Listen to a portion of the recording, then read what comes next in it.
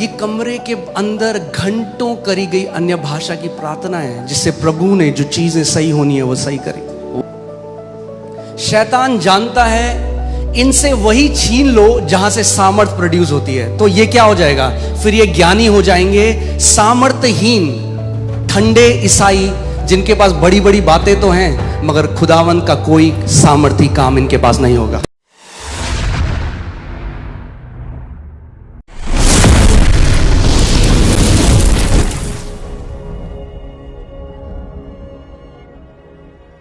अभी हम लोग देख रहे हैं कि कई प्रचारक खड़े होकर उन्होंने अपनी पूरी मिनिस्ट्री बना दिया है अन्य भाषा को अटैक करना। We see how many preachers have risen up now and made their entire ministry about attacking praying in tongues. वो अन्य भाषा का और जो अन्य भाषा बोलते हैं उनका मजाक उड़ाते हैं। They attack unknown tongues and those who speak in unknown tongues. तो मैं चाहता हूं आप इस बात को समझो कि पहला वो गुट कौन सा है, So I want और you to, क्यों वो ऐसा कर रहे हैं। so I want you to understand what is that sect and why are these people doing this. जैसे आपको पता है अगर इंडिया में आप किसी को बोलते हो कि मैं यीशु पे विश्वास करता हूं तो वो आपको क्या बोलते हैं, ये कन्वर्ट हो गए। So just as in India when you say to someone I believe in Jesus, they tell you, oh you converted. बोलते हैं कि नहीं बोलते? Is it or not? उन्हें कुछ पता नहीं आपके जीवन में क्या हुआ। जहां आपने बोला मैं यीशु को मानता हूं, मैं चर्च जाता हूं, कहते कितना रुपए मिला, कन्वर्ट हो गए। They have no idea what God did in your life, but the moment you say I believe in Jesus, they ask you, oh you converted, how much money did you get? मगर वहीं इतने सारे लोग अलग अलग गुरुओं के पास जाते हैं और वो कहते हैं हमें एक आध्यात्मिक अनुभव हुआ है इसीलिए मैं गुरु के पास गया। अरे अगर उस गुरु के पास आध्यात्मिक अनुभव हो सकता है तो यीशु तो गुरुओं का गुरु है, उसके पास जो लोग आ रहे हैं उनको आध्यात्मिक अनुभव क्यों नहीं हो सकता? But they go to so many gurus and they say I had a spiritual encounter. When someone can have a spiritual encounter at a guru's place, and why not with Jesus who is the guru of all the gurus? मगर एक stereotype बनाया गया शैतान ने। But the devil made a stereotype. हमेशा एक शैतान की रणनीति को समझिए, This is his strategy. वो एक स्टीरियोटाइप बनाता है। He creates a stereotype. जो यीशु को मानता है वो कन्वर्टेड है, धर्म बदल दिया, पैसे मिले हैं। Anyone who believes in Jesus has converted his religion, got money to तो do वो it. उसी चश्मे से आपको देखते हैं, So people will look at you from that क्योंकि lens ऐसा ही उन्हें सिखाया गया है। because this is how they were taught. ऐसे ही Similarly, कई मसीह हैं there are many जो believers एक ग्रुप के हिस्सेदार हैं Who are और वो है सेसेशनिस्ट, उनको बोला जाता है। who are a part of a sect which is called cessationists. क्या बोला जाता है उन्हें? सेसेशनिस्ट। They are cessationists. मैं लिख देता हूं कि ताकि आपको समझ में आए।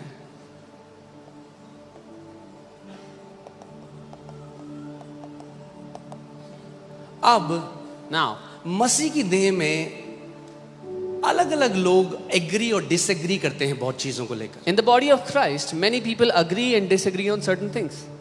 पौलुस कहता है तुम में से कुछ लोग पर्वों को मानते हो, कुछ दिनों को पवित्र मानते हो, तुम में से कुछ लोग हैं जो कुछ दिनों को पवित्र नहीं मानते। Paul writes and he says that some of you esteem some days holy, some of you don't esteem days holy. तुम में से कुछ लोग हैं जो नॉनवेज खाते हैं, तुम में से कुछ लोग हैं जो नॉनवेज नहीं खाते। Some of you eat non-veg, some of you don't eat non-veg.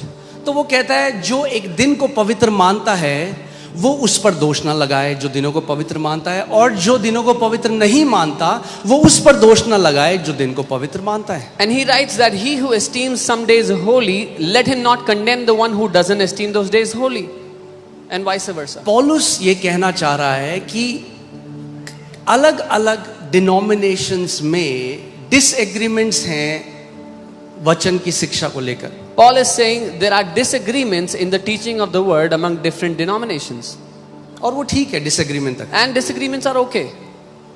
मगर जब व्यक्ति जो उनसे डिसएग्री करता है उनको अटैक करने लग जाते हैं, उनको मॉक करने लग जाते हैं, then it's not the spirit of the living God. But when a person who disagrees with something starts to attack and mock the others, it is not a godly spirit. वो परमेश्वर की आत्मा की तरफ से क्योंकि नहीं है। अगर सिद्ध टीचिंग से ही हम स्वर्ग जा सकते हैं, तो फिर तो कोई भी नहीं जा रहा, क्योंकि पौलुस अपने लिए भी कहता है, जिसने 2/3 बाइबल लिखी, कि अभी भी मैं धुंधला देखता हूं, मगर जब वो मसीह आएगा तब वैसा ही देखूंगा जैसा परमेश्वर मुझे देखता है. Because if only by perfect teaching can a man go to heaven, then no one will ever go to heaven, because even Paul, who wrote 2/3 of the New Testament, writes, I still see blurred, but when the Lord comes back, I will see in fullness. आज मैं आपको Bible से, church fathers ने क्या बोला, उसके बाद science में जो एक्सपेरिमेंट्स हुए हैं वो, और आखिरी में जो प्रगटीकरण या जो फ्रूट इस टीचिंग का है, हम वो चारों चीजें देखेंगे. So today, from the Bible, from the scientific experiments, from the manifestation of the fruits of this ministry, we will see all these things. ठीक है, क्लियर है कि कोई ठट्टों में ना उड़ाए जो पवित्र आत्मा का वरदान है, क्योंकि वो नहीं जानते वो क्या कर रहे हैं. उससे बड़ा पाप कुछ नहीं. So that nobody mocks the fruits of the gift of the Holy Spirit, because there is no greater sin to mock the Holy शैतान Spirit. ने उनकी बुद्धि को ऐसे भ्रष्ट कर दिया कि उनके अंदर परमेश्वर का कोई भय नहीं रहा. The devil has corrupted their minds to the extent that they have no fear of God in their eyes. So सबसे पहले आपको समझना पड़ेगा कि ये ग्रुप है जिनको ये सिखाया जाता है कि ये लोग जो अन्य भाषा में प्रार्थना कर रहे हैं ना, ये पागल हैं, ये वो जो भी कहते हैं रबा शबा, वो मजाक ऐसे उड़ाते हैं हम लोगों का जो अन्य भाषा में प्रार्थना. So first you have to learn and understand that there is a group, there is a sect of people who are taught to mock those who pray in tongues, call it rabba shaba and gibberish and all that. So सेसेशनलिस्ट जो लोग हैं वो लोग हैं जो मानते हैं कि अब ना तो कोई चिन्ह चमत्कार, ना कोई चंगाई, ना कोई भविष्यवाणी होती है. अब Cessationists are the sect of people that believe there are no more signs and wonders, no more prophecies, nothing now. वो बिलीव करते हैं कि अपोस्टल्स और प्रॉफिट्स भी पहली नियम की कलीसिया के साथ खत्म हो गए. They believe that apostles and prophets are extinct with the first century church. और ऐसा क्यों हुआ? And why क्योंकि वो did this कहते happen? हैं क्योंकि अब हमारे पास बाइबल आ गई. And they say this because now we have the Bible with us. तो अब बाइबल आ गई तो अब हमें कोई भविष्यवाणी की जरूरत नहीं. So if we have the Bible, we don't need prophecy. Okay, ठीक है, आप लोग समझ रहे हैं, मैं बहुत आराम से बता रहा हूँ कि You आपको ये बात understand? समझ में आए कि जब वो आपके पास आए अटैक करने, तो आप समझ जाओ वो कौन है. So I'm telling you this so that you understand when they come to attack you, you exactly understand who they are. उनको बदलने का मेरे अंदर जीरो, मैं कोई बदलना नहीं चाहता, वो बदलेंगे भी नहीं. I पर have- मैं उनके लिए ये टीचिंग दे रहा हूँ जो दिल से सीधे और खरे हैं और सच में सीखना चाहते हैं कि प्रभु खुदावंद यीशु, क्या सच में ये गैर भाषा, अन्य भाषा क्या मेरे लिए है. I have no intention to change those who are of that sect, but I'm giving this teaching for those who are simple-hearted, so that they themselves can come before the Lord and say, Lord, is this unknown tongues for me? हर किसी के अलग अलग views हैं church में, अगर आप देखें. In the church, everybody has a different view. If you But see. cessationalism is not just another view, it is rebellion against the work of the Holy Spirit. लेकिन सेसेशनलिज्म सिर्फ एक दृष्टिकोण नहीं है, वो उग्रवाद है या बलवा है पवित्र आत्मा के वरदानों के खिलाफ. It's grieving the Holy Spirit of God. वो पवित्र आत्मा को शोकित करने का प्रयास है. And churches that embrace, or ministers that embrace cessationalism, their ministry only becomes about intellectualism, and you will find no power of God in those ministries. और जो चर्चेस या जो सेवक सेसेशनिज्म की शिक्षा को अपना लेते हैं, उनकी कलीसियाओं में आपको सिर्फ ज्ञान की, बुद्धि की बातें ही सुनने को मिलेंगी. परमेश्वर की सामर्थ्य का कोई प्रकटीकरण वहां आपको नहीं दिखेगा. And Apostle Paul already said that such kind of people are going to come in the end. और अपोस्टल पॉल ने पहले ही चेतावनी दी थी कि इस तरह के लोग अंत में आएंगे. In 2 Timothy 3:5 he says, these people will have a form of godliness, but they will deny its power. दूसरा तिमोथी में पौलुस लिखते हैं कि वो भक्ति का भेष तो धारण करेंगे, लेकिन परमेश्वर की ताकत को ठुकराएंगे, उसका इनकार करेंगे. That means they will talk very nice godly things, मतलब वो बड़ी अच्छी ईश्वरीय लुभावनी बातें तो but कहेंगे, there will be no power in their ministry. लेकिन उनकी सेवकाई में परमेश्वर की ताकत नहीं दिखेगी. Put 1 Corinthians 4:19-20 in the Passion Translation. I want to show you something. पहला कुरिन्थियों 4 उसका 19-20. Okay. First But I will come soon if it pleases the Lord, and I will find out not only what these arrogant ones are saying, but also if they have power to back up their words. परंतु प्रभु ने चाहा तो मैं तुम्हारे पास शीघ्र ही आऊंगा और उन फूले हुओं की बातों को नहीं परंतु उनकी सामर्थ्य को परखूंगा, जानूंगा. So Paul is saying, for me, I'm going to check if they are legitimate servants of God or not, is not what they say, but the power that is manifesting through their ministry. पौलुस लिख रहे हैं कि वो परमेश्वर के सच्चे सेवक हैं या नहीं. ये मैं इससे नहीं देखूंगा कि वो क्या बोलते हैं, लेकिन इससे कि परमेश्वर की आत्मा की सामर्थ्य उनकी सेवकाई में है या नहीं. ओके, मैं स्किप करूं या आप चाहते हो पूरी टीचिंग दूं? पक्का? तो मुझे पूरी अटेंशन चाहिए होगी आपकी. I will need all of your attention then.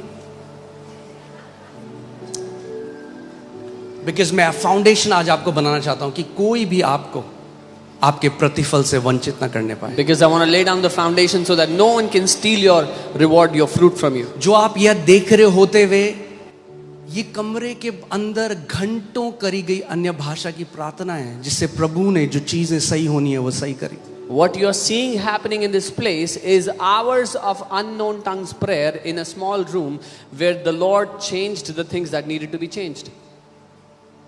शैतान जानता है इनसे वही छीन लो जहां से सामर्थ प्रोड्यूस होती है, तो ये क्या हो जाएगा, फिर ये ज्ञानी हो जाएंगे, सामर्थहीन ठंडे ईसाई जिनके पास बड़ी बड़ी बातें तो हैं मगर खुदावन का कोई सामर्थी काम इनके पास नहीं होगा. The devil knows and he wants to steal the very thing that produces power in your life, because if he steals the power source, all you have is big sounding talks and you are a cold believer. Okay, मैंने आपको क्या कहा, मैं वचन से पहले आपको deep तरीके से ले जाऊंगा, उसके बाद चर्च फादर्स ने जो बोला वो दिखाएंगे, उसके बाद हम साइंस में एक्सपेरिमेंट्स हुए हैं वो देखेंगे, और आखिरी में हम फल देखेंगे उन सेवकाइयों के जो अन्य भाषा में प्रार्थना करते हैं और उन सेवकाइयों के जो अन्य भाषा में प्रार्थना नहीं करते. So I'll take you through deep teaching, then what the church fathers said, then what these fruits have produced as a ministry in those ministries that believe in it or in those who don't believe in it. सबसे पहले सेसेशनलिस्ट जो हैं वो इस निष्कर्ष में क्यों आए कि आज कोई भी महान चिन्ह और चमत्कार नहीं होते, ये खत्म हो गया. वो क्यों आए? क्योंकि उन्होंने एक वचन को जलेबी की तरह मरोड़ा अपना पॉइंट प्रूव करने के लिए. The first reason why cessationists came to this point or this summary that there are no more power gifts of God and there was no more manifestation of God's power is because they completely misinterpreted and twisted the word to come to their point. एक भी आयत नहीं है नए नियम में जहां लिखा है कि अब सामर्थ के काम बंद हो चुके हैं, प्रभु चंगा नहीं करता, भविष्यवाणियां नहीं होती, प्रेरित नहीं होते, भविष्यद्वक्ता नहीं होते. एक भी आयत नहीं है पूरे नए नियम में. There is not even one scripture in the New Testament that says there are no more signs and wonders, no more works of power, no more prophets, no more apostles. Not even one. क्या करेंगे अब? So what do we do? उनको कुछ तो चाहिए. We need something. तो एक scripture को मरोड़ा गया है और उस स्क्रिप्चर को मैं आपको बताता हूँ. So they twisted one scripture that I will show you. Okay. 1 Corinthians 13, 8 to 10. पहला Love never fails. But whether there are prophecies, they will fail. Whether there are tongues, they will cease. Whether there is knowledge, it will vanish away. For we know in part, and we prophesy in part. But when that which is perfect has come, then that which is in part will be done away. पहला कुरिन्थियों 13 उसका 8. प्रेम कभी टलता नहीं, भविष्यवाणियां हो तो समाप्त हो जाएंगी, भाषाएं हो तो जाती रहेंगी, ज्ञान हो तो मिट जाएगा, क्योंकि हमारा ज्ञान अधूरा है और हमारी भविष्यवाणी अधूरी. परंतु जब सर्व सिद्ध आएगा तो अधूरा मिट जाएगा. ओके, तो ये जो परफेक्ट लिखा है कि जब सिद्ध आएगा, वो कहते हैं सिद्ध है द कैनोनाइजेशन ऑफ बाइबल, यानी जब ये बाइबल की सारी किताबें मिलाकर एक किताब बनाई गई तो ये सिद्ध आ चुका है. अब हमें ये सब नहीं चाहिए. So they say perfect is the canonized Bible. When all the books of the Bible were put together, it is perfect. Now we don't need all these gifts, we don't need anything anymore.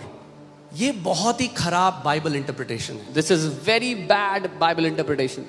क्योंकि अगर हम context के हिसाब से भी देखें, Because even if you look at the context, ध्यान से सुनना, hear carefully. पौलुस कह रहा है whether there are prophecies they will fail. Paul कह रहा है भविष्यवाणियां तो फेल हो जाएंगी. they will. वो फेल हो जाएंगी. Okay, they will. Whether they are tongues, they will cease. भाषाएं तो जाती रहेंगी. Okay, तो अगर मैं ये मानूं कि टंग सीज हो चुकी है, चलो भविष्यवाणी भी अब फेल हो गई, टंग सीज हो चुकी है. Even if I believe that prophecies have failed and tongues have ceased. उसके बाद वो कह रहा है knowledge will vanish away. अब मैं पूछना चाहता हूं उनसे, क्या knowledge है अभी या नहीं है? As it has knowledge vanished away. Then Paul writes, ज्ञान मिट जाएगा. तो I want to ask them, क्या ज्ञान मिट गया कलीसिया? तो अगर ज्ञान नहीं मिटा तो अन्य भाषाएं भी नहीं रुकी, भविष्यवाणियां भी नहीं रुकी. if knowledge is not vanished, tongues have not ceased, then prophecy has not failed yet. आगे सुनो, पौलुस अभी अपने लिए कह रहा है, वो व्यक्ति जिसने 2/3 बाइबल लिखी है, वो कह रहा है, for now we prophesy in, for we know in part and we prophesy in part. अब now Paul is saying for himself, who has written 2/3 of the New Testament, he says, क्योंकि हमारा ज्ञान अधूरा है और हमारी भविष्यवाणी अधूरी. But when that which is perfect has come, लेकिन वो जब जो सिद्ध है, जब वो आएगा, जो यहाँ पे वर्ड परफेक्ट है, the word perfect here ये टेलियन शब्द से आता है. comes from the word teleon. It means complete. इसका अर्थ है संपूर्ण. अब मैं आपसे एक सवाल आगे, ठीक है, 12वीं आयत देखते हैं. Let's look at the 12th verse. For now we see in a mirror dimly. पौलुस कह रहा है, कौन कह रहा है, कि अभी तो हम आईने में कैसा देखते हैं, धुंधला देखते हैं. Paul is saying we see dimly in the mirror. But then face to face. लेकिन तब आमने सामने देखेंगे. Face to face was an idiom of direct encounter with God. Moses encountered God face to face. आमना सामना एक कहावत की तरह इस्तेमाल किया गया जब किसी का परमेश्वर से साक्षात्कार होता है. मूसा का आमना सामना परमेश्वर से हुआ. Hear this. For now I know in part, क्योंकि but then I shall know just as I am also known.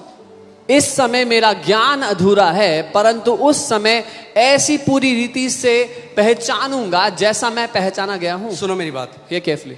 उस समय अभी मेरा ज्ञान अधूरा है, पर उस समय मैं वैसे ही जाना जाऊंगा जैसा परमेश्वर मुझे जानता है. उस समय, ये उस समय कौन है इस कॉन्टेक्स्ट के हिसाब में? अगर ये बाइबल के बारे में कह रहा है, तो क्या मैं आज सवाल पूछता हूं आपसे, क्या आज आप वैसे ही जानने लगे हो जैसे परमेश्वर आपको जानता है, या आज भी धुंधला देखते हो? आज भी धुंधला देखते हैं? If this is saying that I shall be known just as I am also known, and if it's talking about the Bible, are you known as you ought to be known by God? Or do we यहाँ still पे see it? पौलुस बात कर रहा है second coming of Lord Jesus, प्रभु यीशु मसीह के पुनर्आगमन के बारे में. जब यीशु मसीह का पुनर्आगमन होगा और हम फेस टू फेस उसे देखेंगे, तब अन्य भाषाओं की जरूरत नहीं, तब भविष्यवाणियों की जरूरत नहीं, तब चिन्ह और चमत्कार की जरूरत नहीं. क्यों? क्योंकि अविनाशी देह नाशवान देह को पहन लेगी.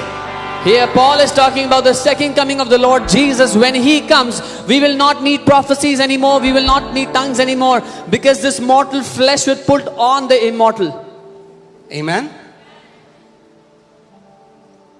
So ये most of the cessationalists, they are very strong. वो लड़ने आते हैं, but all they give is their opinion and not the Bible. ये जो cessationist है, they come to fight, but वो सिर्फ अपनी राय देते हैं, वचन नहीं. And everybody has a right to opinion. और हर एक को हक है राय रखने का. आप बिलीव करते हो, नहीं होते तो आप रखो अपने तक. If you believe there are no हम more signs, बिलीव ही नहीं करते, हर संडे देखते हैं. we don't just believe, we see signs and wonders every week. A man with an experience is never at the mercy of man with just theory. एक मनुष्य जो अनुभव रखता है, उस व्यक्ति के ऊपर उसका निर्भर नहीं है जिसके पास खाली ज्ञान है. Amen. 1 Corinthians 1:7 जल्दी से लगाइए, फिर मैं आपको